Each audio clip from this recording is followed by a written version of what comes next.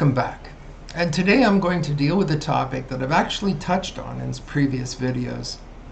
We started off early in the series with the idea of mammon, and we started off again with a different issue where science was being held up as God, and the government has been held up as God, and all of these experts are the people we should believe. And I do want to explain this because what we're really talking about is modern idolatry. And it all has its roots in the same thing, and it all has its beginning at the very beginning of time. And so here's what I want to tie together for you.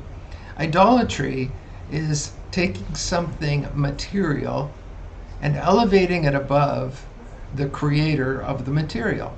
So when you claim that science is the God, it's the ultimate authority, and it's what you are turning to, it's what you perceive happens to the material world. It's worked on material principles.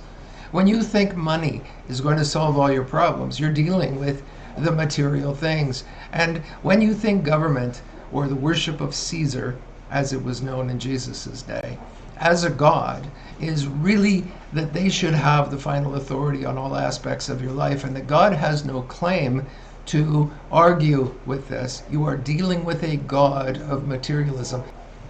It's idolatry, and it's exactly the same as if you made an idol of wood or silver or gold and bowed down to it and worshipped it.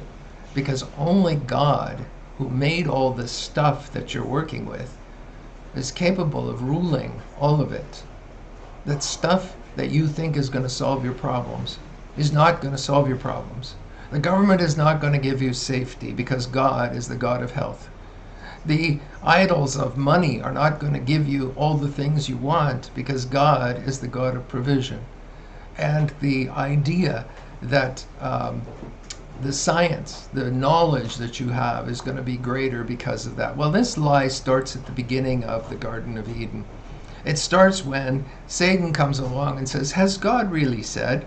That's not actually true. You should question that. You should argue with that. You should say that the God who made it all doesn't really know anything, but you can know. You can be your own God.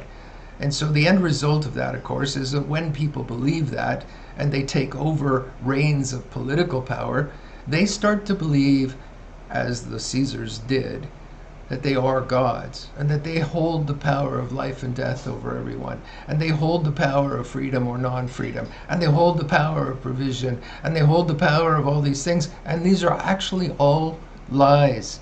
God himself holds all these things in his hand.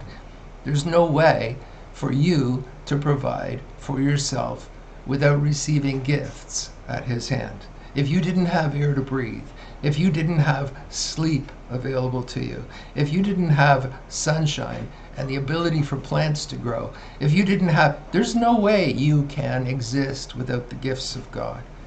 And yet we want to believe that God somehow is some sort of metaphysical idea that's out there somewhere that some people, if they need a crutch, can hang on to. Not true. Not true. God is the essential part of all reality, and we have failed to recognize him. And all he's asking for us to do is to believe what he has to say. So if we look at worldviews, we see that there is a naturalist worldview who has to prove everything in nature. The problem is that the very suppositions he makes about nature can't be proven in nature.